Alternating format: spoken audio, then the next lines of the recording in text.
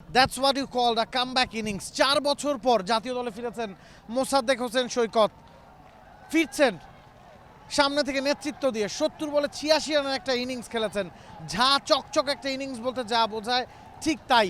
7টা 4-এর সাথে 3টা ছক্কা, আউটস্ট্যান্ডিং নক, আউটস্ট্যান্ডিং কামব্যাক এবং মোসাদ্দেক হোসেন সৈকতের এই ব্যাটিংয়ে ভর করে অস্ট্রেলিয়াকে চ্যালেঞ্জিং 285 রানের একটা স্কোর ছুড়ে দিয়েছে টিম বাংলাদেশ।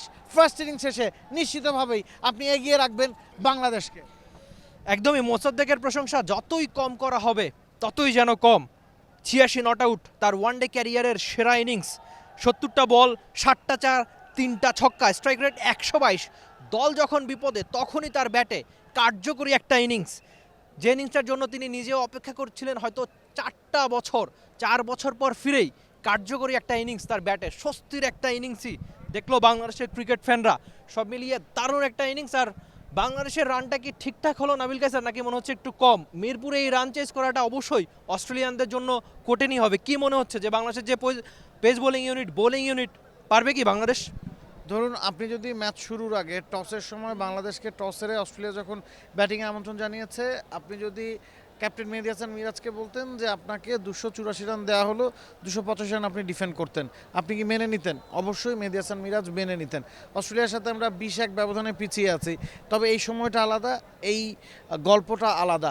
এবং বাংলাদেশ যেভাবে ব্যাটিং করেছে, শুরুতে তানজিদ তামিম আউটস্ট্যান্ডিং একটা ইনিংস খেলেছেন। হ্যাঁ, 122 স্ট্রাইক রেটে তিনি 50-র উপর একটা ইনিংস খেলেছেন, তবে যে সময় আউট হয়েছেন সেটা আসলে মানানসই না। একজন ওপেনার যখন টিকে যাবেন তাকে বড় ইনিংস খেলতে হবে। শান্ত তিনিও 67 রান করেছেন, 86 বল নিয়েছেন, তারও ইনিংসটা ক্যারি করা দরকার ছিল। বলা হয় যে টপ 3-র একজন যদি ইনিংস ক্যারি না করেন সেক্ষেত্রে আপনি বোর্ডে ভালো রান জমা করতে পারবেন না।